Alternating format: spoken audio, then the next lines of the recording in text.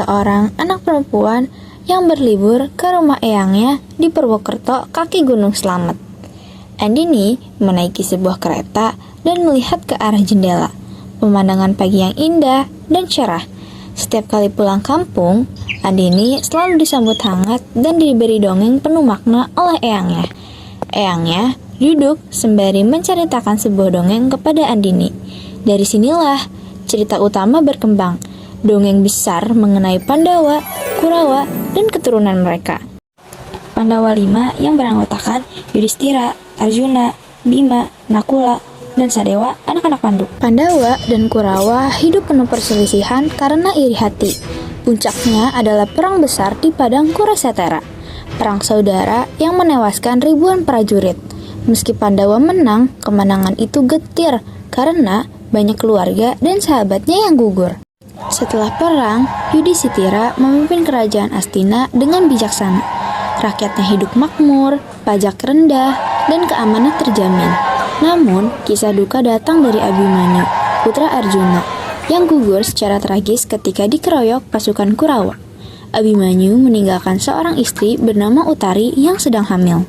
Kehamilan Utari, istri Abhimanyu, terancam oleh kutukan Aswatthama, anak Resi Drona dari pihak Kurawa, yang bersumpah bahwa seluruh keturunan Pandawa akan binasa.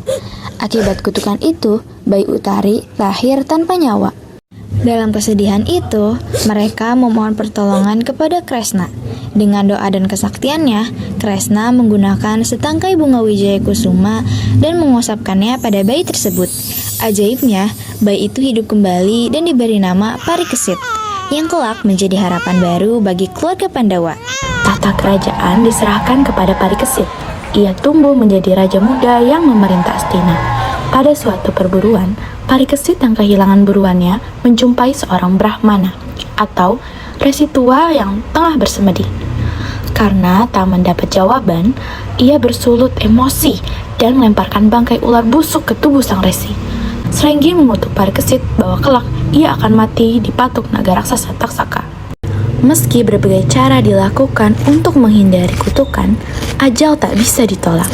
Parikesit akhirnya tewas digigit naga Taksaka, tepat seperti yang diucapkan dalam kutukan Srenggi. Peristiwa ini menutup kisah tragis keturunan Pandawa. Nah, begitulah kisah hidup manusia. Parikesit sebagai raja yang agung tidak akan menyangka bahwa ajalnya hanya karena digigit oleh ular naga. Manusia itu ternyata sifatnya bermacam-macam ya Eyang. Kasihan Parikesit, hanya karena tidak dijawab pertanyaannya oleh Begawan Samiti, langsung marah. Itulah Andini, barang siapa berbuat baik, kelak akan menerima kebaikan pula. Demikian pula sebaiknya, siapa yang menanamkan benih kejahatan akan memetik buahnya yang kurang menyenangkan. Andini tersenyum kecil, lalu merebahkan kepala di bahu eyangnya. Eyangnya mengelus rambut Andini dengan lembut, sementara cahaya matahari terakhir perlahan menghilang dari dinding kamar.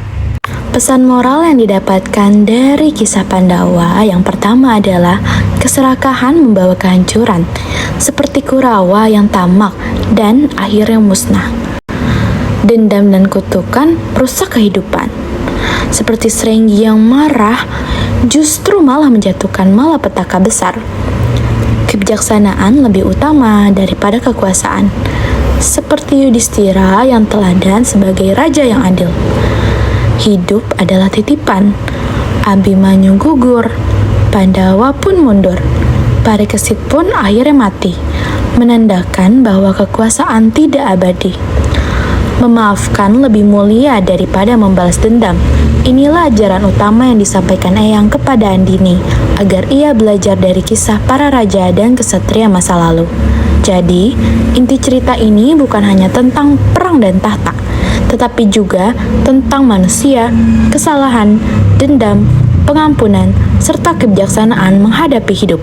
Semua itu disampaikan melalui dongeng Eyang kepada Andini dengan latar indah awan putih di Cakrawala Gunung Slamet yang menjadi simbol perjalanan hidup manusia.